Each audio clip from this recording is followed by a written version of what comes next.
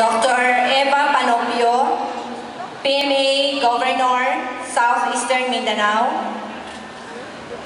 Dr. Amelia Pajaro, past Governor, Southern Eastern Mindanao.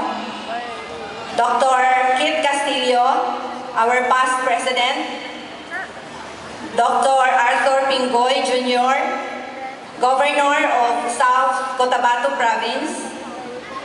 Dr. Elmo Tolosa, Vice Governor of South Cotabato.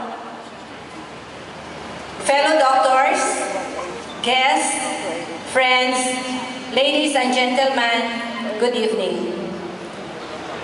Our theme, manggagamot kaagapay ng sambayanan tungo sa tunay na pagbabago. Pagbabago ang sigaw ng nakakarami. Noong kasagsagan ng eleksyon sa Amerika, pagbabago rin ang sigaw ng mga tao doon, lalo na ng mga kabataan, kaya nanalo si Obama. Nang naupo sa pwesto si Pinoy, ito rin ang sigaw na pinarating niya. The readiness of us accepting pagbabago should really come from the heart, and not simply because it was demanded of us. This requires overhauling our line of thoughts, our way of life, and the way we do things. Nothing can be done at the flick of your finger. That is so close to impossible. The physicians like us can complain about almost anything under the sun. The taxes we pay, the red tapes in the government, corruption. But have we ever thought that we have in some ways been part of all this? What about the quality of service we give to our patient? The price versus the cost? Our passion to heal, clouded with the thought of earning more? It is indeed a reality check. Change cannot be done by just one sector of society. It requires everyone's participation, rich or poor, educated or not. To be part of a society that demands change, then let us do it for the love of God and our country.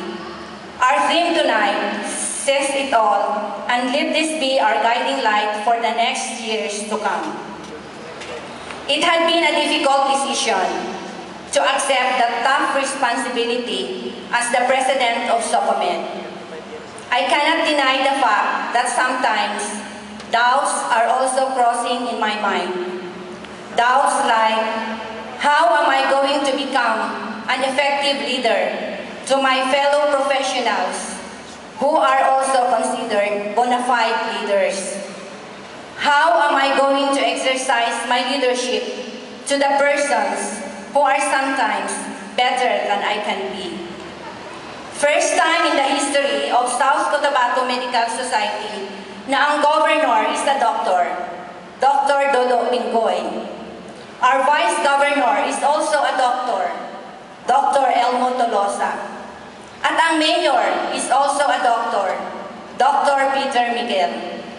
So ang SOCOMED is not just another organization that one can ignore, because it is where the current leaders of our province come from. How would I fail if I have this big boss, 3 big bosses?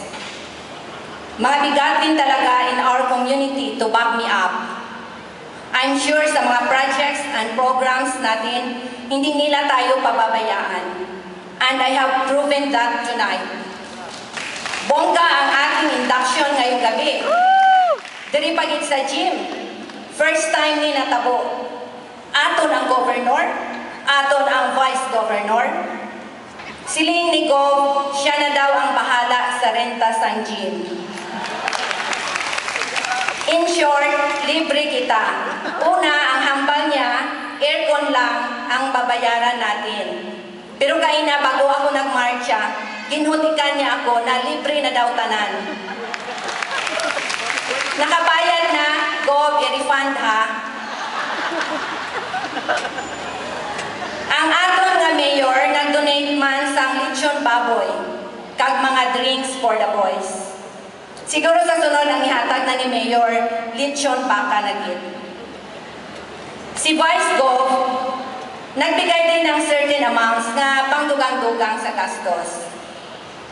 And it is really overwhelming ang mga support sa tanan. Si Dr. Nanette Pingoy approached me and volunteered to donate 1 lechon baboy in behalf of the Doctors Hospital. Thank you, Gitnet, ha? Touch di pala ko. Sa sunod liwat, ha? Si Dr. Toledo